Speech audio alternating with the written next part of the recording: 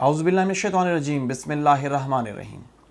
درود و سلام ہو حضرت محمد مصطفیٰ صلی اللہ علیہ وآلہ وسلم پر، ان کی پاک آل پر، ان کے اصحاب پر۔ آج ابھی کچھ دیر قبل DGISPR کی پریس کانفرنس دیکھی۔ اس میں یہ بتایا گیا کہ جو اعلامیے میں لکھا ہوا تھا وہ مداخلت کے زمرے میں آتا ہے۔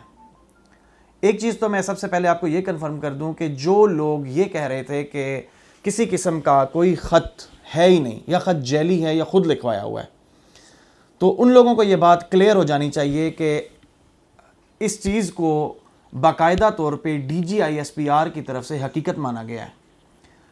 لفظ سازش بے شک استعمال نہیں کیا گیا، لیکن بیرونی مداخلت کا لفظ بڑا کلیئر طریقے سے انہوں نے استعمال کیا۔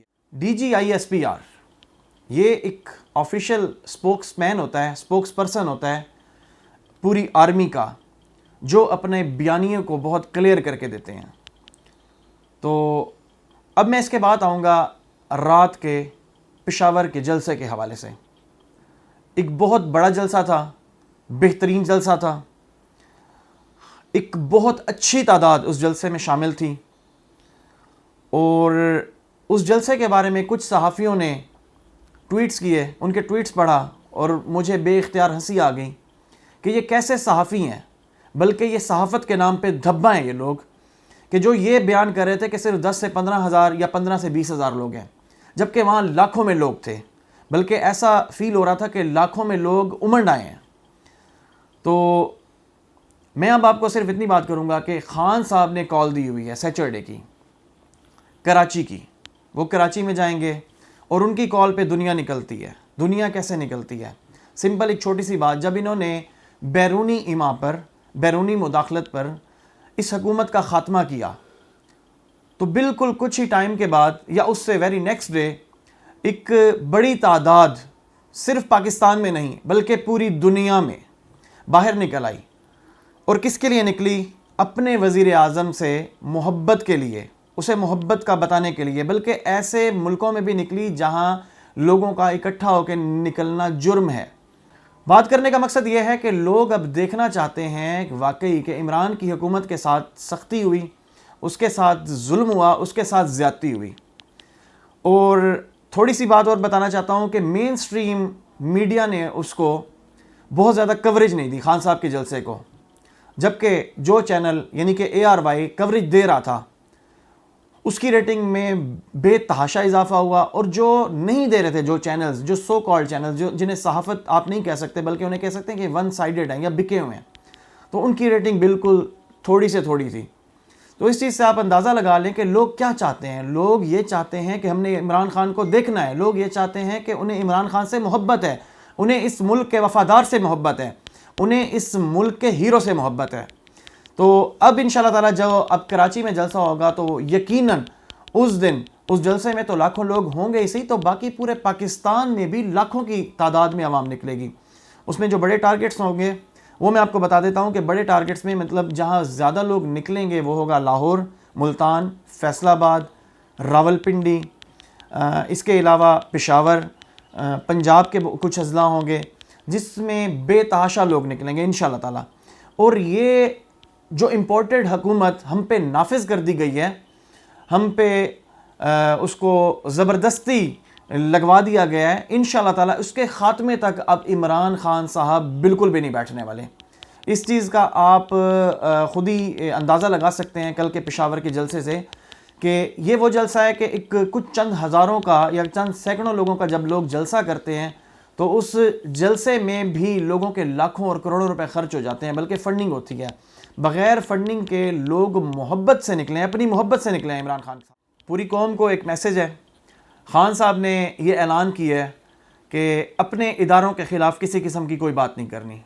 میں پہلے بھی ویلاگز میں یہ بات کہہ چکا ہوں، میں دوبارہ اس کو ریپیٹ کر رہا ہوں کہ کسی قسم کی پاک افواج کے خلاف یا اپنے اداروں کے خلاف بات نہیں کرنی۔ اس کی وجہ یہ ہے کہ یہ ادارے ہی ہماری عزت ہیں، یہ ادارے ہی ہماری توقیر ہیں، اور اگر ہم ہی ان اداروں کے خلاف بات کریں گے تو ہم مکمل طور پہ دشمن کے ایجنڈے پہ چلیں گے۔ تو سب سے پہلے ہمارے کسی ادارے کے خلاف بات نہیں کرنی، اور ہر قسم کے اختلاف کو آپ بھلا دیں۔ اب نہ لسانی اختلاف چلے گا، نہ ہی مذہبی اختلاف چلے گا، اب بات چلے گی تو صرف امریکہ مرد آباد کی بات چلے گی.